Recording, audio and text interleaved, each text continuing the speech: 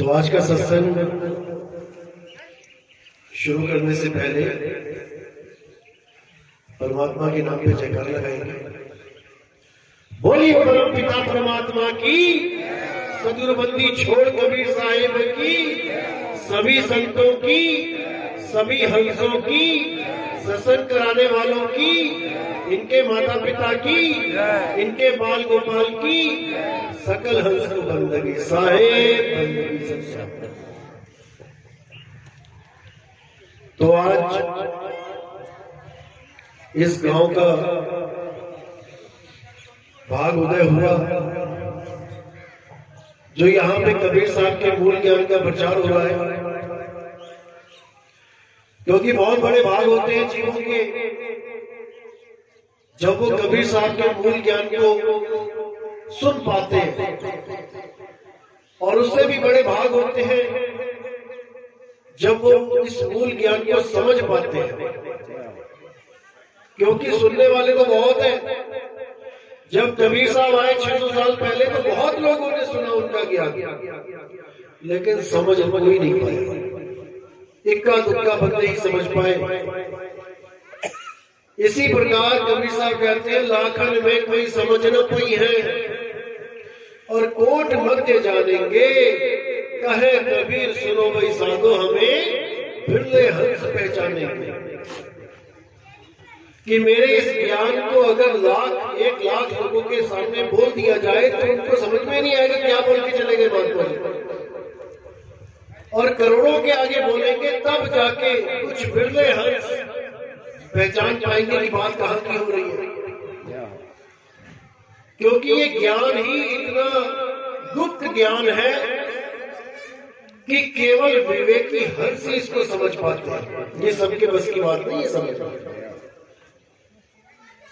तो विवेक मालिक की देन है, परमात्मा की देन है, वो सब में है। एक गाय में भी बुद्धि है, वो भी जानती है कि मीट नहीं खाना है, घास खाना है केवल, लेकिन विवेक नहीं है। विवेक केवल और केवल परमात्मा की दया से मिलता है, और किसी किसी को मिलता है। बुद्धि आप सबके पास है, सबको पता है क्या करना है, कैसे करना है, दुनियादारी सब जानते हैं, लेकिन परमात्मा के नाम का विवेक ये सबके बस की बात नहीं है समझना। जिस पर गुरु की दया हो जाती है, जिस पर परमात्मा की दया हो जाती है, वही समझ पाता है कि विवेक चीज क्या है। क्योंकि विवेक आपको तब प्राप्त होता है जब आपका गुरु विवेकी हो। अगर गुरु विवेकी नहीं है तो चेला विवेकी नहीं हो सकता। इसीलिए बोला, गुरु मेरे सभी बड़े अपनी अपनी ठौर, और शब्द विवेकी पारखी सो माथे का मोर। गुरु मेरे सारे बड़े हैं। कोई भी गुरु किसी भी धर्म का हो, किसी भी जात का हो, किसी भी मजहब का हो, वो सब बड़े हैं। कुछ ना कुछ अच्छी चीज बता रहे हैं कि भैया राम राम कर ले, अल्लाह अल्लाह कर ले, वाहिगुरु वाहिगुरु कर ले, लेकिन वो उतनी ही बात बता सकते हैं जितनी उन्हें पता है, उससे आगे की बात नहीं बता सकते। इसलिए साहिब ने बोला, गुरु गुरु में भेद है, और गुरु गुरु में भाव, सोई गुरु नित बंदिए, जो शब्द बतावे। 2 प्रकार के गुरु होते हैं। एक तो शब्द देते हैं जपने वाले, चाहे सांसों में लो, चाहे मुंह में से जप लो, चाहे कैसी जप लो। और एक गुरु होते हैं शब्द छुड़ाने वाले, जो ये सारे जाप ताप ये सब छुड़वा देते हैं, और आपको क्या बताते हैं? आपका निज स्वरूप, आपका असली स्वरूप, जो ये सारे नाम, सारे जप तप, सारी विधियां ये खुद पैदा करके बैठ गया है।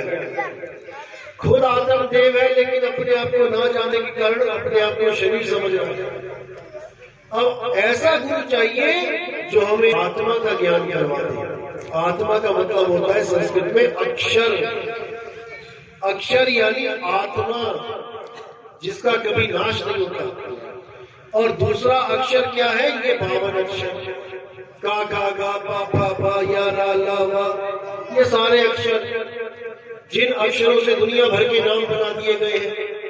हिंदुओं ने कुछ नाम बना लिए, मुसलमानों ने कुछ बना लिए, ईसाइयों ने कुछ बना लिए, सिखों ने कुछ बना लिए, सब के सब नाम बना के बैठे हैं। ये दुनिया भर के नाम कहां से आए हैं? हमने ये विचार करना है। ये सारे नाम कहां से आ रहे हैं? ये सब नाम इस मुख के द्वारा पैदा होते हैं। और किस अक्षर से पैदा होते हैं? आ अक्षर से पैदा होते हैं। आ अक्षर से ही सारे नाम, सारे मंत्र पैदा होते हैं और आ में ही लीन हो जाते हैं सब नाम। साहिब तो साहिब कहते हैं ये आ अक्षर ये ब्रह्म है, इसको जान के समझ के इससे आगे निकल जाना है। गीता में भी यही बोला गया, हे अर्जुन मैं ही आकार हूं और मैं ही काल हूं। मैं आकार हूं यानी जो आ की आवाज निकल रही है यही मैं हूं और इसी से सारे अक्षर पैदा कर देता हूं। जैसे आ से मैंने पा बनाना है तो एक आवाज निकलेगी गले से आ। अब इसी को पा बना दो, केवल होठों को मिलाना है पा। जब तक होठ मिलके छूटे ये पा बन गया, लेकिन उसके बाद पा लीन हो गया किसमें? आ में। आप पा को लगातार बोलोगे तो लास्ट में एक ही आवाज आएगी आ। कैसे? देखो पा आ, ये पा आ से ही पैदा हुआ, आ में ही लीन हो गया। ऐसे जितने भी नाम है इस दुनिया में, राम, वाहेगुरु, अल्लाह, कबीर, ओम, तत्सत, कोई भी है, ये सब इसी आ से निकलते हैं और इसी आ में लय हो जाते हैं। इसलिए ये सब नाम अविनाशी नहीं है, अखंड नहीं है। लेकिन साहिब कहते हैं नाम ही अखंड और सब खंडा, सार शब्द गरजे बरमंडा। वो सार शब्द ऐसा है जो लगातार हो रहा है, उसका कोई आदि और कोई अंत नहीं है। वो किसी ने मुंह से पैदा नहीं किया। बाकी जितने भी भगवानों के नाम है, देवताओं के नाम है, किसी भी तरह के नाम है, वो सब मुंह से पैदा किए जाते हैं। इसलिए साहब ने बोला 52 अक्षर जीवा धारा और आदि अक्षर जी व्यास से न्यारा। वाही को सत सिमरण कहिए और सिमर सिमर नर उतरो पर। सिमर सिमर बोला है, जप जप के नहीं बोला कि जप जप के उतरो पारा, बिल्कुल नहीं। अरे नाम है जप में, नाम है तप में, और ना एकांत निवास में, और वो को कहां ढूंढे रे बंदे, मैं तो तेरे पास में। बिल्कुल मेरे पास मेरा परमात्मा है, लेकिन मुझे कोई ऐसा भेदी गुरु नहीं मिल रहा है जो मुझे उस परमात्मा के साथ जोड़ दे। मुझे इन नामों के साथ जोड़ा जा रहा है, इन शब्दों के साथ जोड़ा जा रहा है जो शब्द उसकी वजह से पैदा हो रहे हैं।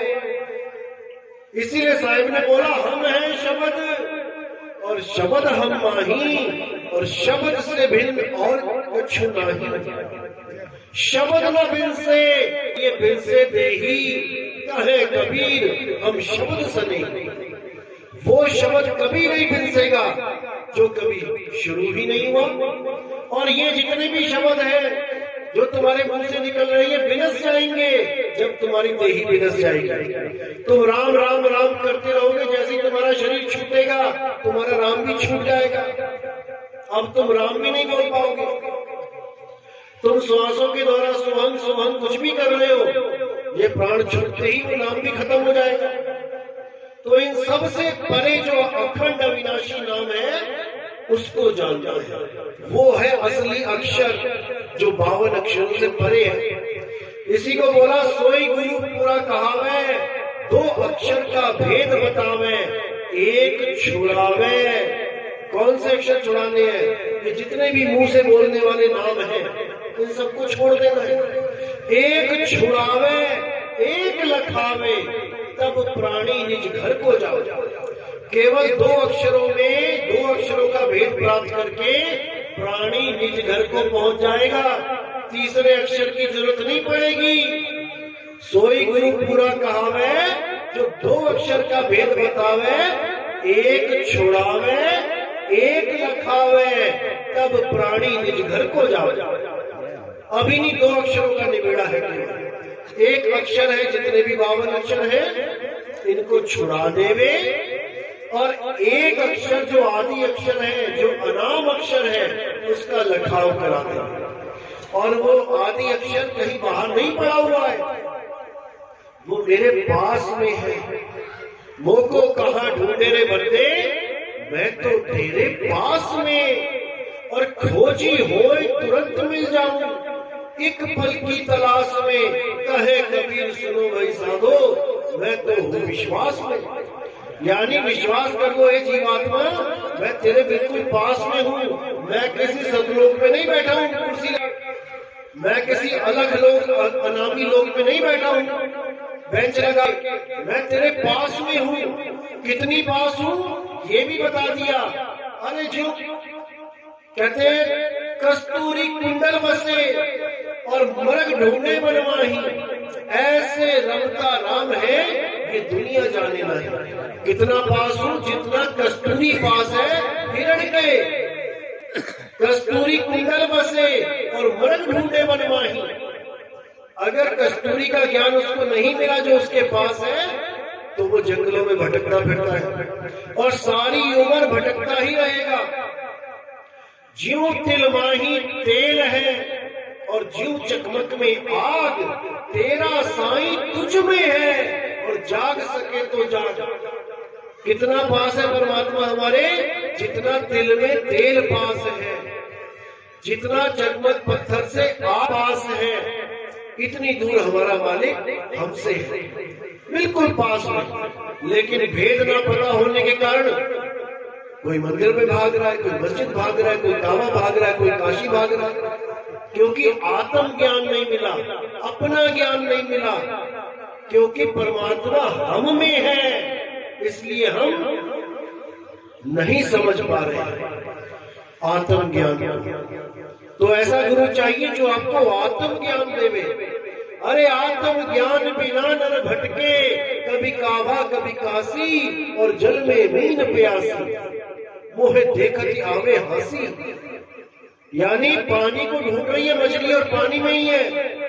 जितना पानी मछली से दूर है, इतना साहिब हमसे दूर है, लेकिन हम समझ नहीं पा रहे। अरे साहिब का घर दूर है जैसे पेड़ खजूर, और ज्ञानी जन के पास में अज्ञानी से दूर। ज्ञानी जन यानी जिसको विधि पता है खजूर के पेड़ पे चढ़ने की, वो 2 मिनट में चढ़ जाता है। और अज्ञानी देखता है, भाई इतनी दूर यहाँ कैसे जाऊंगा मैं। तो वही जो ज्ञानी है वो जाता है, खजूरें तोड़ के लाता है और खाता है, मुंह मीठा है। अज्ञानी बेचारा दूर से देखता रह जाता है, क्योंकि उसे पता ही नहीं है कि उस खजूर पे चढ़ा कैसे जाएगा।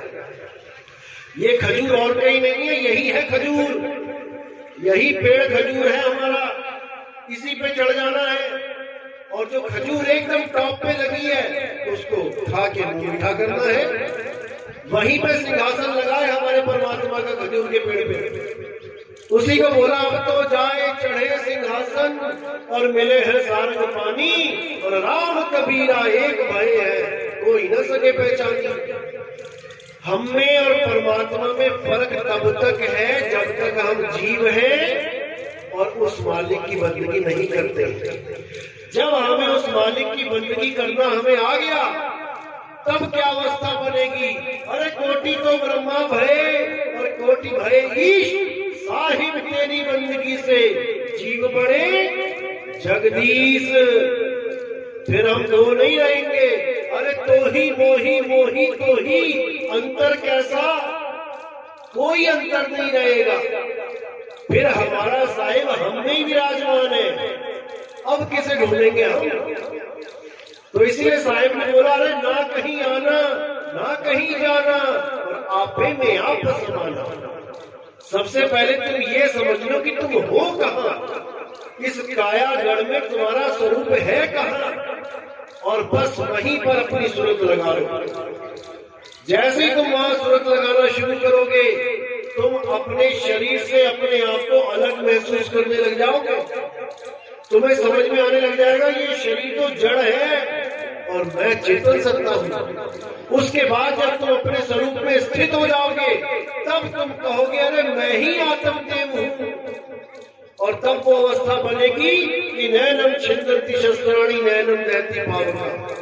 अब कोई शस्त्र काट नहीं सकता, तुम्हें कोई अग्नि जला नहीं सकती, तुम्हें कोई वायु सुखा नहीं सकती।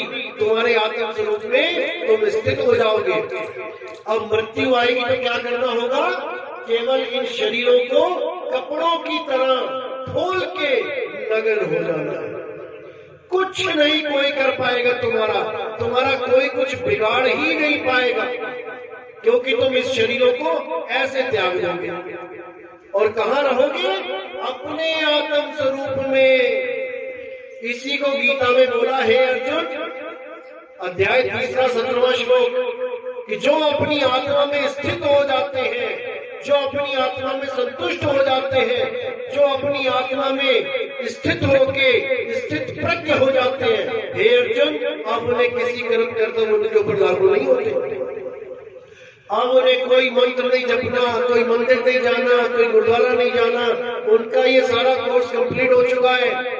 अब वो केवल अपनी आत्म स्थिति में रहते हैं, और एक बार आत्म ज्ञान हो जाने पर वो किसी अन्य जीव पर निर्भर भी नहीं रह जाते कि अब कोई गुरु आएगा उसको सतलोक लेके जाएगा।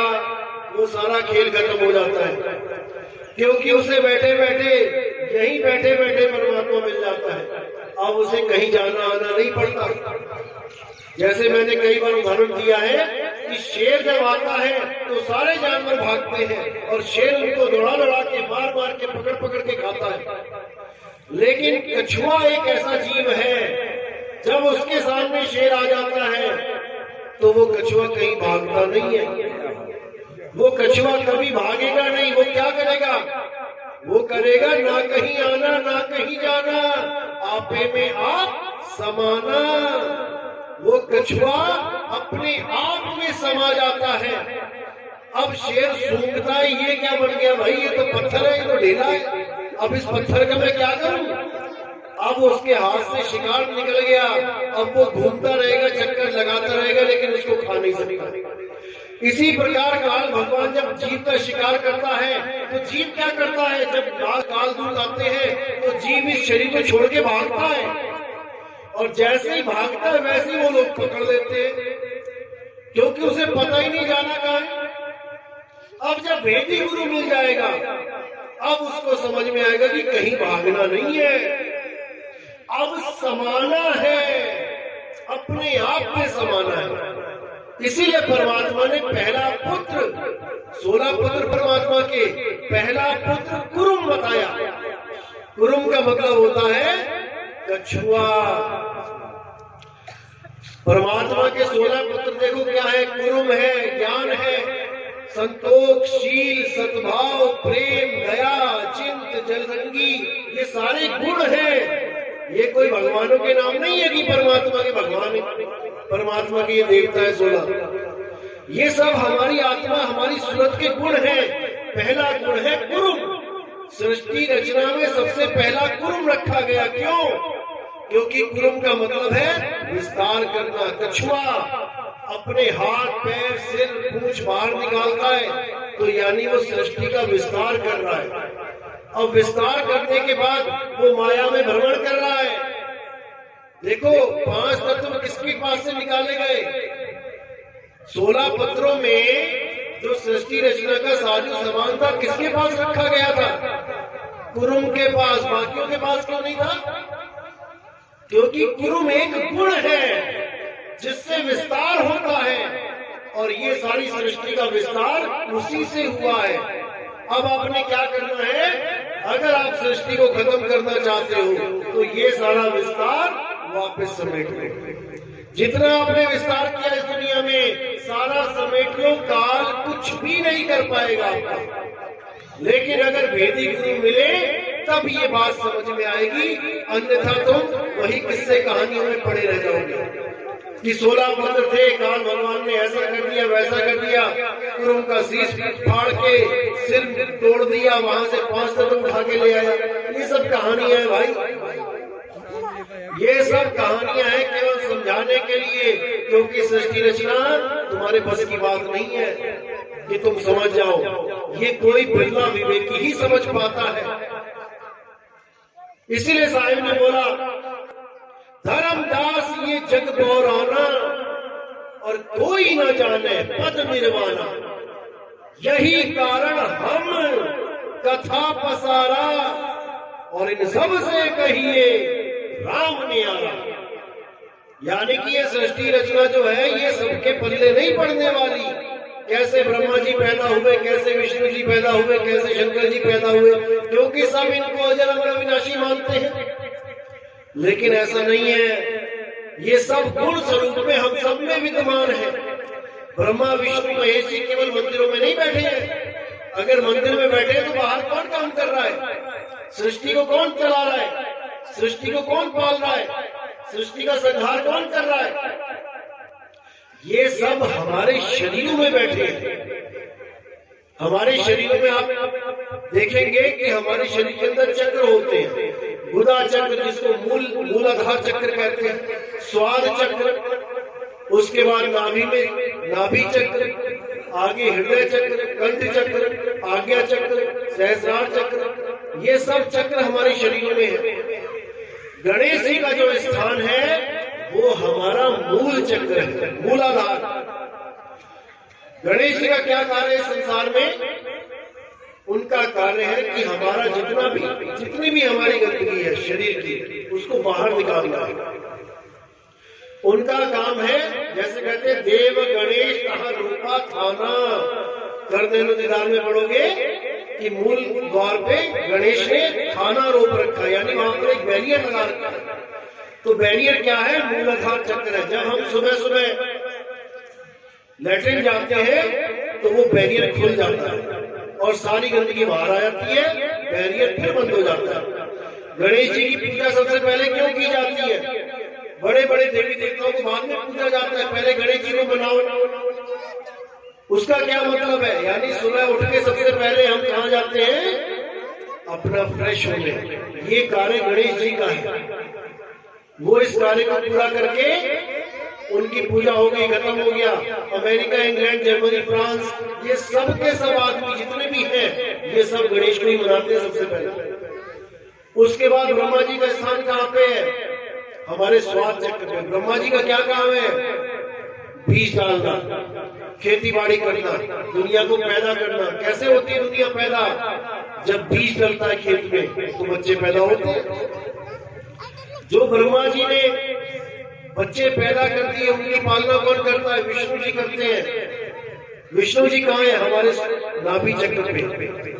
जो गर्भ में बच्चा है, विष्णु जी क्या करते हैं? उसके साथ एक पाइप जोड़ देते हैं माँ के साथ। अब सारा खाना पीना उस बच्चे को उस माँ के द्वारा मिलता है। बच्चे को मुंह नहीं चलाना पड़ता, वो पाइप के द्वारा विष्णु जी सारे धर्म, ये नहीं कि मुसलमानों के नहीं है विष्णु जी, वो मुसलमानों के बच्चों को भी पाल रहे हैं, वो ईसाई के बच्चों को भी पाल रहे हैं, वो सिखों के बच्चों को भी पाल रहे हैं। ये सारी सृष्टि के बच्चों को, यहाँ तक कि कुत्ता बिल्ली हाथी घोड़े के भी लगा देते हैं पाइप गर्भ में, खाता पीता रहे मजे कर। वही बच्चा जब बड़ा होने लग जाता है तो उसका संहार का काम किसके पास है? शंकर जी के पास। वो हृदय चक्र में बैठे हैं। जो शंकर जी का डमरू है, डम डम डम डम, क्या है वो हमारी धड़कन दिल की। कान लगा के सुनो, देखो कैसे डम डम चल रहा है, डमरू चल रहा है शंकर जी का। और जब भी तांडव होगा, यानी जब भी मृत्यु आएगी, तब वो डमरू तेज हो जाएगा, डम डम डम डम डम। किसी की मौत आने वाली है, कोई झगड़ा कर रहा हो, किसी को पुलिस पकड़ने वाली है, किसी का कुछ भी, देखो उसका दिल कैसे भाग रहा है, यानी संहार होने वाला है भाई तेरा। और जब तक संहार नहीं हो गया, जब तक धड़कन नहीं रुक गई, कोई भी डॉक्टर डेथ सर्टिफिकेट नहीं दे सकता। भले सारे शरीर के अंग काम करना बंद हो जाए, अगर दिल की रिपोर्ट ईसीजी ऐसे चल रही है, कोई डेथ सर्टिफिकेट नहीं। यानी शंकर जी ने संहार नहीं किया है। अभी ये जीवित है। शंकर जी से ऊपर कौन बैठा है कंठ में? यहां बैठी है दुर्गा माता। किस रूप में? सावित्री रूप में, गायत्री रूप में। इसका क्या काम है? इसका काम है अपने पति देव यानी अलख निरंजन की हर बात को बोल के बताना। यानी मन और माया, ये मियां बीवी है दोनों। माया बैठी है गले में और मन बैठा है त्रिपुटी में। यहां से जो भी विचार चलता है आपका, ये बोल के बताती है कि मेरे पति को क्या चाहिए। ये मन खुद नहीं बोल सकता कि मुझे क्या चाहिए। सामने लड्डू पेड़े पड़े हैं, अगर मन बोलता रहे कि कोई लड्डू पेड़ा दो, मन में आप बोलते रहो, किसी को सुनाई नहीं देगा। तो ये माया क्या करती है? अपने पति का ऑर्डर लेती है और उसको मुंह से निकाल के बोल देती है। ये जितने भी अक्षर बोल रही है, ये माया ही बोल रही है। हिंदुस्तान में हिंदी बोलती है, पाकिस्तान में उर्दू बोलती है, अरब देश में अरबी बोलती है, चाइना में चाइनीज बोलती है। हर भाषा को ये जानती है और बोलती है। अब इससे ऊपर कौन है? आज्ञा चक्र में अलख निरंजन। आपने नाम सुना होगा, अलख निरंजन। शुरू में आते थे बाबा अलख जगाने, लाल चोला पहन के, और भूखा लगाते थे, अलख निरंजन सब दुख भंजन। अब ये कौन है अलख निरंजन? आज तक इसकी फोटो नहीं देखी किसी ने। अलख निरंजन नाम सबने सुना है, लेकिन इसका रूप नहीं देखा आज तक किसी ने। ये होता क्या है? क्यों? आप रामलीला देखो तो रावण भी बोलेगा अलख निरंजन, गोरखनाथ भी बोलेगा अलख निरंजन, भोले शंकर भी बोलेंगे अलख निरंजन, हर देवी देवता बोलेगा अलख निरंजन, लेकिन उसकी कोई फोटो नहीं देख पाया आज तक, क्योंकि उसका कोई आकार ही नहीं है। वो निराकार है, और निराकार होते हुए भी उसके सारे आकार हैं। ये सारे आकार उसी के हैं। इसीलिए साहिब ने बोला, देव निरंजन सकल शरीरा, तामे भ्रम भ्रम रहल कबीरा। ये अलख निरंजन कौन है? ये सारे रूप अलख निरंजन के ही है। यही काल भगवान के रूप है, और इसी में ये जीव कबीरा भ्रमित होकर बैठा हुआ है। ये अपने आप को अलख निरंजन मान के बैठ गया है, अपने आप को देही मान के बैठ गया है। सुबह से लेकर शाम तक उसी अलख निरंजन की सेवा करता है, ब्रश करता है, नहाता है, धोता है, कंघी करता है, उसी अलख निरंजन की सेवा चल रही है। और करने वाला कौन है? यही कबीरा, जीव कबीरा। गीता में यही ज्ञान दिया गया जब अर्जुन को विराट रूप दिखाया गया। किसने दिखाया? कृष्ण जी ने। कृष्ण जी कितने हैं? एक हैं। लेकिन जब विराट रूप दिखाया गया तो एक से अनेक हो गए, लाखों करोड़ों शरीर सामने आ गए। अब कई गुरुजी कहते हैं कि ये काल भगवान था। अरे अगर काल भगवान ने अपना रूप दिखाना था तो एक रूप में आता ना। काल भगवान तो एक ही है, हजारों थोड़ी दिखे। एक रूप में आता, जिस रूप में उसे सतलोक से बाहर किया गया था, वो रूप धारण करके आता। यहाँ पे तो असंख्य आंखें, असंख्य भुजाएं, असंख्य जांघें, असंख्य चेहरे दिखाई दे रहे हैं। उसमें गौरी गणेश सारे दिखाई दे रहे हैं। तो फिर वो एक कहाँ रहा? वो सब यही सांकेतिक ज्ञान है कि हे अर्जुन, जो मेरा स्वरूप है विश्व रूप, ये सारे लोग मेरा ही रूप है। कोई भी ऐसा नहीं है जो मैं नहीं हूं,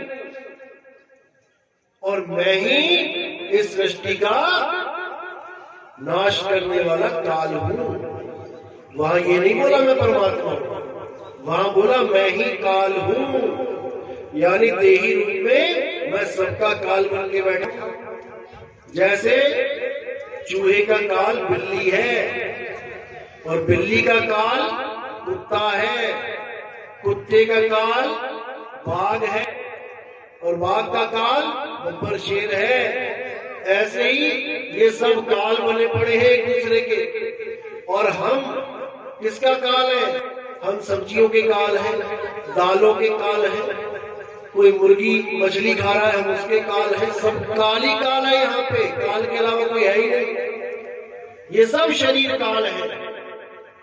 अब करना क्या है, इस काल में से अपने आप को अलग कर लेना है, अपने शरीर से अपने आप को अलग कर लेना है कि मैं एक सूरत रूप हूं और मैंने अब सतलोक यानी अपने असली स्वरूप में आना है। सतलोक का मतलब ऐसा लोक जो सत्य है, जो कभी बदलता नहीं, जिसका कभी नाश नहीं होता, जो ना तो कभी पैदा हुआ ना जिसका कभी अंत होगा। क्योंकि अगर सतलोक भी पैदा होता है तो याद रखना, जो चीज पैदा होती है उसकी उल्टी गिनती शुरू हो जाती है। लेकिन कबीर साहब ने कभी उस सतलोक का जिक्र नहीं किया जिस सतलोक में कहते हैं सोने की सड़कें हैं और दूध की नदियां हैं और हवाई जहाज खड़े हुए इंतजार कर रहे हैं, झोपड़ियां खाली पड़ी हैं। ऐसे सतलोक की कभी कबीर साहब ने बात नहीं करी। सतलोक, कबीर साहब का सतलोक क्या है? अरे लोक अलोक शब्द है भाई, और जिन जाना तिन संशय जाई। कबीर साहब का जो लोक है वो शब्द है, उस शब्द में आपने रहना है। जैसे अभी आप इस शरीर में रह रहे हो, शरीर छोड़ने के बाद आप कहां रहोगे? शब्द में रहोगे। कैसे रहोगे? अरे सुरत समाए शब्द में, और वाको काल ना खाए। काल क्या खा सकता है? काल इस शरीर को खा सकता है, खाएगा, लेकिन काल तुम्हें नहीं खा सकता, क्योंकि तुम सुरत रूप हो। अब सूरत भटक रही है शरीरों में, इसलिए दुखी है, पीड़ा में है। अब अगर ये वापस घूम के शब्द में समा जाए, अब इसमें कोई पीड़ा नहीं, अब ये सारी पीड़ाओं से मुक्त हो जाएगी। इसीलिए साहिब ने बोला 3 लोक है देह में। अभी ये कहाँ रहती है सूरत? 3 लोक में रहती है। और 3 लोक कहाँ है? ये है 3 लोक। 3 लोक है देह में और रोम रोम में धाम। सतगुरु बिना पाइए वो सार शब्द निज नाम। बिना सतगुरु के आपको सार शब्द का बोध हो ही नहीं सकता। और सार शब्द कोई मंत्र नहीं है कि मैंने दिया और आपने लिया, ऐसा नहीं है। सार शब्द है आपका निज स्वरूप, निज नाम, जो आपका ऑलरेडी है, जो आपको कोई दे नहीं सकता। जैसे सबके पास दिल है, दिल धड़क रहा है ना। अब किसी कॉलेज में जाते हो तो आपको डॉक्टरी के कॉलेज में दिल के बारे में पढ़ा दिया जाता है।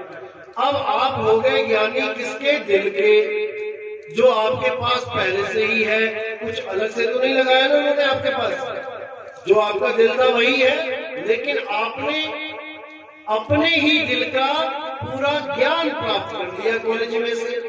अब दिल अज्ञानी के पास भी है, दिल ज्ञानी के पास भी है। अज्ञानी दिल के बारे में नहीं जानता कि कितने चैम्बर होते हैं, कौन से ब्लड कहाँ से आता है, कहाँ को जाता है, वो नहीं जानता कुछ भी। लेकिन तुम एक एक चीज जानते हो दिल के बारे में, क्योंकि तुमने अपनी ही वस्तु का ज्ञान प्राप्त कर लिया, इसलिए तुम डॉक्टर बन गए। दिल का डॉक्टर दिल की हर हरकत को जानता है, इसलिए वो डॉक्टर है। और जो सामने पेशेंट है वो दिल की हरकतों को नहीं जानता, इसलिए वो पेशेंट है।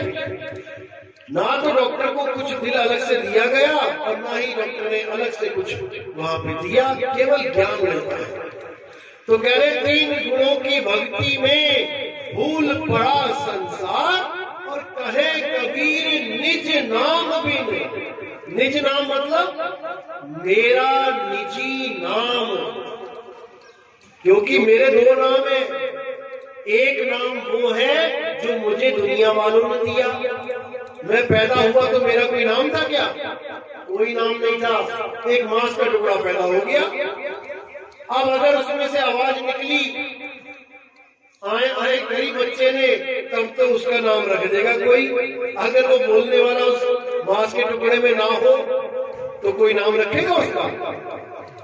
अगर बच्चा मुर्दा पैदा हो गया, मरा हुआ बच्चा पैदा हो गया, कोई नाम रखोगे उसका? नहीं रखोगे। अब यहाँ पर 2 नाम है। एक नाम वो खुद लेके आया, जो उसने बोला, उसके मुंह से जो आवाज निकली, एक नाम वो खुद लेके आया और एक नाम उसको लोगों ने दे दिया। कि इसका नाम सुंदर रख दो, इसका नाम विमल रख दो, इसका नाम कमल रख दो। अब निज नाम क्या था जो वो लेके आया था? वो आवाज कहां से निकली थी? आत्मदेव से निकली। वो आत्मदेव ही उसका निज नाम है। एक तो वो निज नाम लेके आया था और एक उसको डुप्लीकेट 52 अक्षरी नाम पकड़ा दिया। अब वो अपने निज नाम को भूल गया, यानी अपने आत्म स्वरूप को भूल गया, जिसकी वजह से वो आ की आवाज निकल रही थी बच्चे की, उसको भूल गया और माँ बाप के द्वारा दिए गए नामों को पकड़ के बैठ गए। अब उसको कोई पूछता तेरा क्या नाम है, अब उसे अपना निज नाम तो पता नहीं है। अब वो क्या कहता है, मेरा नाम सुरेश है, मेरा नाम महेश है, मेरा नाम विपिन है, मेरा नाम कमल है। भाई ये नाम तो तुम्हारे डुप्लीकेट नाम है, ये नाम तो तुम्हें दे दिए गए और तुम उन नामों को पीठ पे लाद के घूम रहे हो। मरते दम तक तुम ये जो तुम्हें दान में मिले ये नाम बख्शीश में, ये तुम पीठ पे लाद के घूमोगे, जबकि तुम्हारा ये नाम है ही नहीं। ये तो तुम्हें दे दिए गए केवल। तुम्हारा असली नाम क्या है? मेरा असली नाम है आत्मा, आत्मदेव, ये है मेरा नाम। और मेरा आत्मदेव नाम ही सत्य है। उस आत्मदेव का कभी नाश नहीं होता। वो आत्मदेव ही सत्य नाम है, इसीलिए उसके आगे देव लगाया जाता है। जैसे हम बाकी देवों की पूजा करते हैं, ब्रह्मदेव, विष्णुदेव, पवन देव, वायुदेव, अब इस आत्मा के आगे जब देव लगा दिया जाता है, आत्मदेव, अब इससे बड़ा इस दुनिया में कोई देव नहीं है।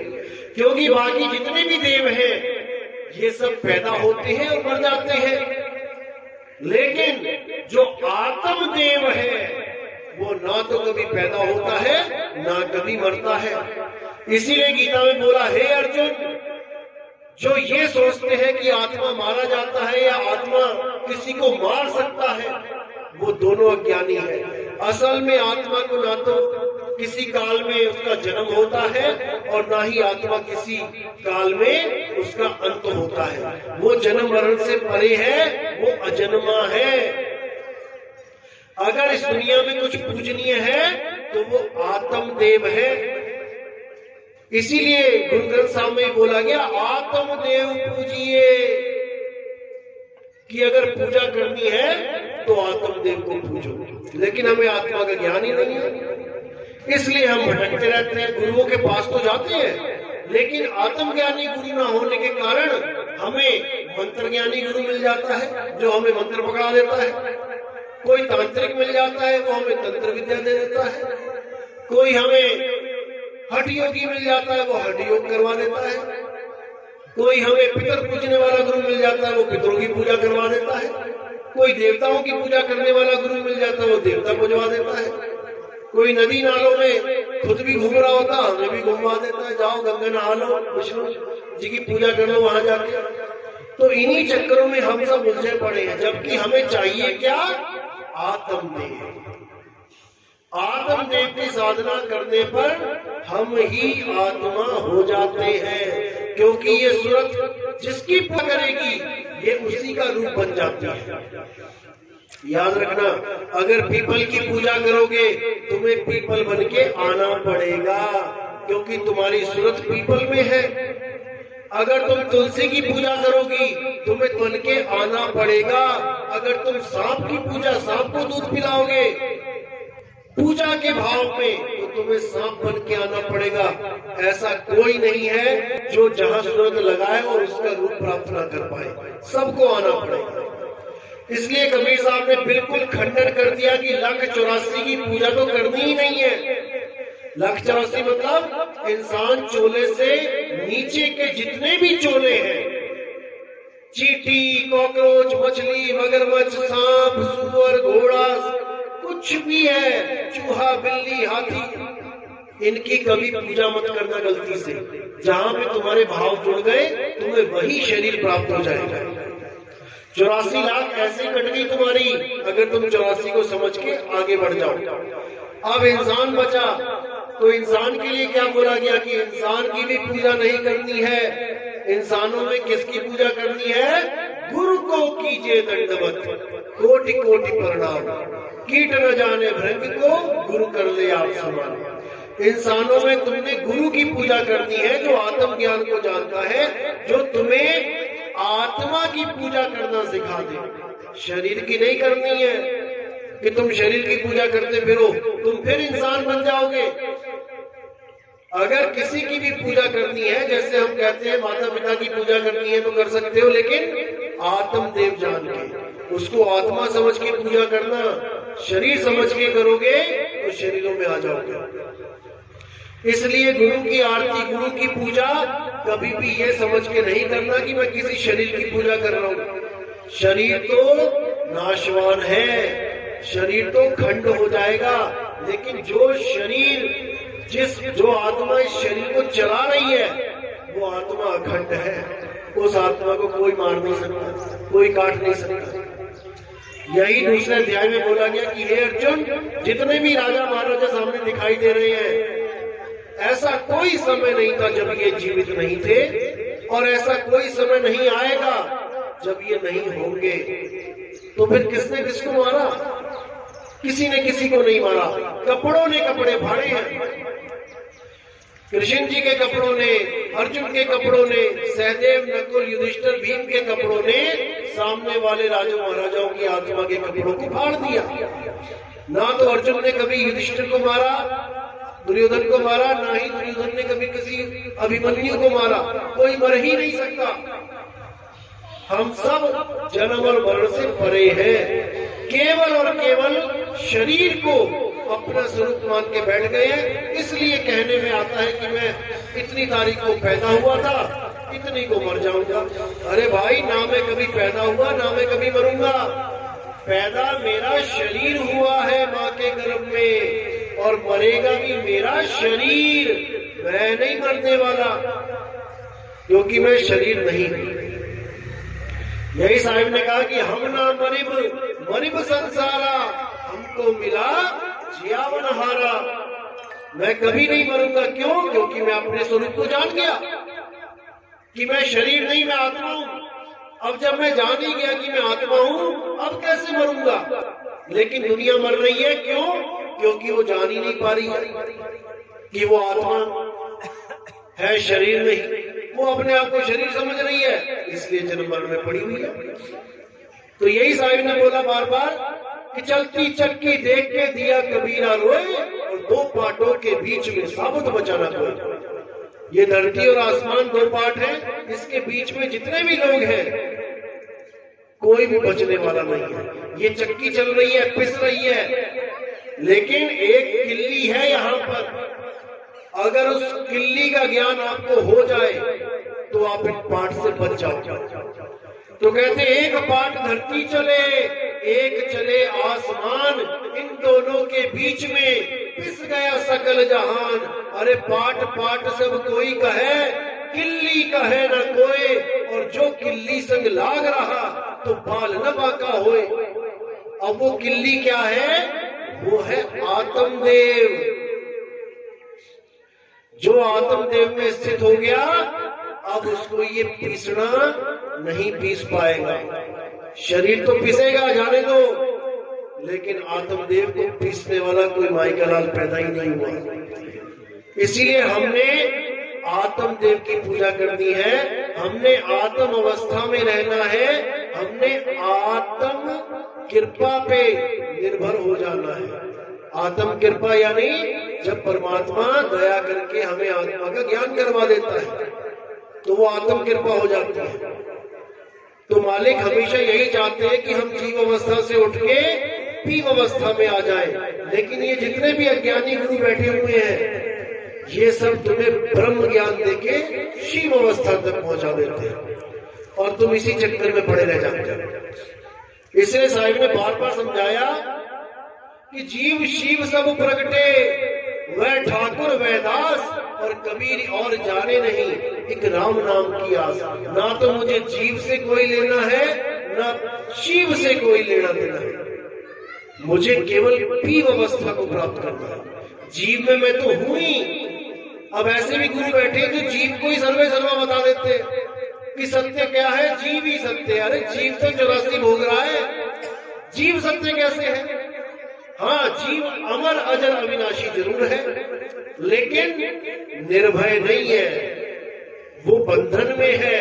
बहुबंधन में बांधिया एक बेचारा जीव, और केवल छूटे आपने जे न छुड़ाए पीव। अब वहां पे पीव छुड़ाएगा।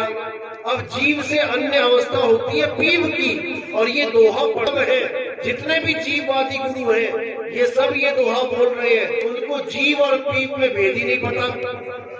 वो जीव को ही परमात्मा बना के बैठे हुए हैं, जबकि परमात्मा पीव है। अरे जग में जीव अनंत न जाने पीव को, और बहुत कहा समझाए 84 के जीव को। कितना समझाया जाए इस 84 के जीव को कि पीव को जान ले, लेकिन ये नहीं समझ पा रहा। तो कह रहे घूंघट के पट खोल तो हम पीव मिलेंगे। घूंघट कौन सा है? ये माया का घूंघट है। केवल इस घूंघट को हमने उठा देना है, और परमात्मा का चेहरा बिल्कुल साफ नजर आने लग जाएगा। और ये घूंघट क्या है? ये जाप अजपा और अनहद रूपी अज्ञान है। जिस दिन हम इसको छोड़ देंगे और सार शब्द की तरफ अपनी सूरत को घुमा लेंगे, तो समझ लो कि परमात्मा का दीदार जरूर होगा। लेकिन ये तब होगा जब हम भेदी गुरु से परमात्मा का भेद प्राप्त करेंगे, क्योंकि परमात्मा कहीं और नहीं, हमारे पीछे ही है, हमारे पीछे खड़े हैं। वो समझा रहे हैं मेरे, मैं तो देखूं तुझको और तू देखे कहीं और। लानत ऐसे चित पर एक चित दो ठोर। यानी वो मेरे पीछे खड़े हैं, मेरे पास में है, वो मुझे देख रहे हैं, और मैं उनकी तरफ ना देखकर मैं दुनिया की तरफ देख रहा हूं। और देख भी क्या रहा हूं? दो ठोर। यानी आदि दुनिया निर्गुण और आदि सरगुण को देख रही है। आदि दुनिया कहती है परमात्मा साकार है, और आदि दुनिया कहती है परमात्मा निराकार है। तो कहते हैं लानत है ऐसे चित्त पर। अरे कम से कम एक ही घोषित कर देते, या साकार साकार कह देते, या निराकार निराकार कह देते। आदि दुनिया कहती है निराकार यानी निर्गुण, आदि दुनिया कहती है साकार यानी सरगुण। लानत है ऐसे चित्त पर। फिर कहते हैं निर्गुण सरगुण दो पसारा। ऐसा भी नहीं कि तुम अपने अपने भगवान तक सीमित रहो, हो जाओ, लीन हो जाओ, नहीं। अब द्वंद्व पसारा। अब लड़ रहे हैं आपस में कि तुम परमात्मा को मानते हो निराकार की साकार, वो कहता है साकार। अरे तुम तो मूर्ख हो, मारो इसे, ये तो काफिर है। क्या कर रहे हैं लोग? जो निराकार को मानने वाले हैं वो साकार भगवान की पूजा करने वालों को काफिर कहते हैं। लड़ रहे हैं आपस में। और साकार वाले कहते हैं ले निराकार परमात्मा वहां कुछ है ही नहीं, तो वहां क्या हम टिंडे लेने जाएंगे? ऐसे बोलने वाले भी हैं। जब वहां निराकार परमात्मा है, कुछ दिखेगा नहीं, तो हम क्या लेंगे वहां जाके? ऐसे भी है। तो कह रहे कोई सरगुण में रीझ रहा और कोई निर्गुण ठहराए, अटपट चाल कबीर की मुंह से कहीं न जाए। दादू जी कहते हैं कि आदि दुनिया निर्गुण में फंसी है, आदि सरगुण में। ये दोनों ही काल के जाल में फंसे हैं। ना परमात्मा निर्गुण है और ना ही सरगुण है, ना निराकार है और ना ही साकार है। ये दोनों ही देह भाव है, तत्व भाव है। निराकार आकाश तत्व है और साकार ये सारे तत्व मिलके बैठे हुए हैं। अब इन दोनों से परे क्या है परमात्मा का असली स्वरूप? वो है शब्द स्वरूप। ना निराकार और ना साकार, इन दोनों से ऊपर शब्द स्वरूप ही परमात्मा का असली स्वरूप है, जिसकी वजह से आप सबके शरीरों में से ये शब्द निकल रहे हैं। अगर परमात्मा ना होए तो यहाँ पर केवल ये लाशें बनी हो, यहाँ पे बैठी हैं, बोल नहीं सकता कोई भी। इसीलिए बोला चांद के महल में बोलता राम है, तू राम और चांद को छीन भाई। इस चांद में से, चमड़े में से ये बोलता राम, ये आवाज जो निकाल रहा है वो अलग है, वो निराकार साकार से अलग है, और वही शब्द है। उसीलिए बोला शब्द हमारा तू शब्द का, अरे सुन मत जा सरक। और जो चाहे निज रूप को शब्द ही ले परख। अगर अपने असली निजी स्वरूप को, निज नाम को जानना चाहते हो तो शब्द की परख करना सीख लो कि मेरे गुरु ने मुझे कौन सा शब्द पकड़ा दिया परमात्मा के नाम पे। जाप पकड़ा दिया या अजप्पा पकड़ा दिया या अनहद पकड़ा दिया। जाप यानी मुंह से बोलने वाले जितने नाम हैं, अगर ये पकड़ा दिए तो वो गुरु अधूरा है। वो तुम्हें राम राम राम करवा देगा कि राम राम करो राम मिल जाएगा, वाहेगुरु वाहेगुरु करो वाहेगुरु मिल जाएगा, अल्लाह अल्लाह करो अल्लाह मिल जाएगा। ऐसे गुरु भी हैं। तो उनको बोल देना ठीक है गुरु जी, कभी चाय पे आओगे तो ठीक है, चाय हमारे चीनी घर में नहीं होगी तो हम बिना चीनी की चाय बना देंगे, तुम चीनी चीनी जप लेना, मुंह मीठा हो जाएगा।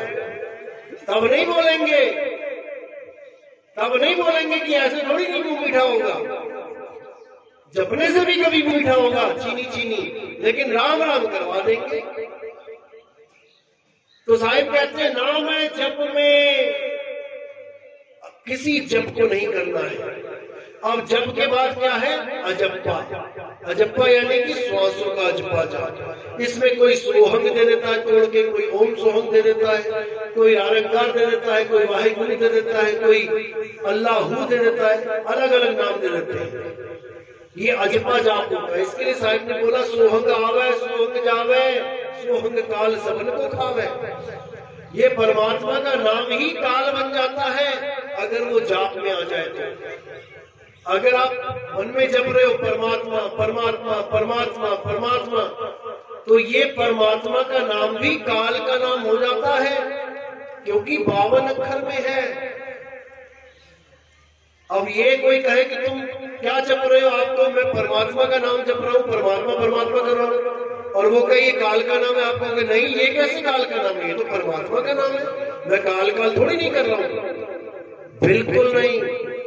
52 अक्षरी कोई भी हो, चाहे तुम सत कबीर भी जप रहे हो, तब भी वो काल का ही नाम है। क्यों?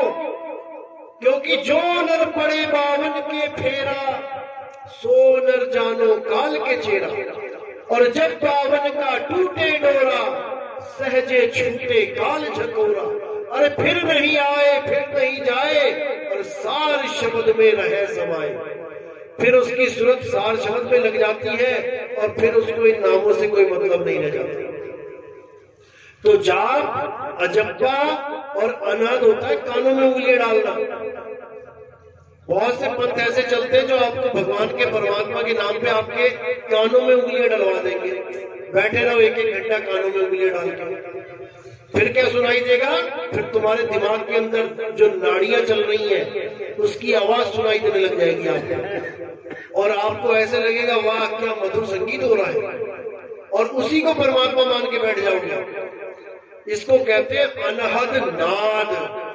तो साहिब कहते हैं अनहद बाजा विधि विधि बाजे, सार शब्द न्यारी धुन गाजे। अनहद बाजा जम का थाना, पांचों तत्व करे घमसाना। यानी ये अनहद नाद भी परमात्मा से नहीं मिला सकती, ये भी तत्वों का ही ज्ञान है, देही का ज्ञान है। इसलिए साहिब ने बोला जाप मरे अजप्पा मरे, अनहद भी मर जाए, और सुरत समाए शब्द में, वाको काल न खावे। अगर तुम्हारी सूरत उस सार शब्द में लग गई, अब तुम्हें काल नहीं पकड़ सकता। जमदूत तुम्हारे पास नहीं आ सकते, क्योंकि तुम्हारे पास फिर महामंत्र होगा। ये महामृत्युंजय मंत्र की बात नहीं कर रहा मैं, ये महामृत्युंजय मंत्र तो शंकर जी ने भी यूज किया होगा अपनी घरवाली के लिए, जो सती माता हवन कुंड में छलांग मार दी थी। उसको 6 महीने लेके घूमे शंकर जी कंधे पे। क्यों महामृत्युंजय मंत्र फेल हो गया? क्यों नहीं जीवित कर पाए उसको? विष्णु जी ने हार के उसके 9 टुकड़े किए शरीरों के, और वही 9 टुकड़े 9 देवियां कहलाती हैं जिनके आप व्रत रखते हो, नवरात्रि के व्रत। ये उसी एक सती माता के 9 हिस्से हैं। महामृत्युंजय मंत्र कहते हैं कि ये सिद्ध हो जाए तो मौत टल जाती है, मरा हुआ बंदा जीवित हो जाता है। क्यों नहीं हो पाया वहां जीवित? क्योंकि साहिब ने बोला अरे तंत्र मंत्र सब झूठ है, इनमें न भर में कोय, और सार शब्द जाने बिना कागा हंस न होए। जीवन दाता वो सार शब्द है, किसी मंत्र से जीवन नहीं दिया जाता किसी को। ये तंत्र मंत्र ये सब 52 अक्षर का खेल है। ये तुम्हारे 52 अक्षर है जिससे तुम मंत्र बना के बैठ गए हो। तो इसी को समझना है, जो सार शब्द है वो मुक्ति का दाता है। उसमें अगर एक बार सूरत लग गई तो चुंबक की तरह खींच लेगा आपको, फिर इस काल की नगरी में दोबारा नहीं आओगे। तो इसी को बोला, लोह चुंबक की प्रीत जो और लोह को लेते उठाए, ऐसा शब्द कबीर का इस काल से लेते छुड़ाए। इस काल भगवान से कोई बचा नहीं सकता हमें, केवल एक ताकत बचा सकती है और वो है शब्द गुरु। अरे शब्द गुरु सुरत धुन चेला, मिले परस्पर भया अकेला। और ना कोई गुरु ना कोई चेला, तो उड़ जा हंस अकेला। जब गुरु से तुम्हें ज्ञान प्राप्त हो गया, अब वो गुरु कहीं भी चला जाए, भले देह त्याग कर दे, अब वो गुरु हमेशा तुम्हारे अंग संग है ज्ञान रूप में। जो तुम्हें उसने ज्ञान दे दिया, क्या ज्ञान दिया? उसने अपना अनुभव ज्ञान तुम्हारे साथ शेयर कर दिया कि बेटा बाकी सब छोड़, और जो चीज मुझे मिली है वो यहाँ पर मिली है, तू भी यही लग जा, तुझे भी वो चीज मिल जाएगी।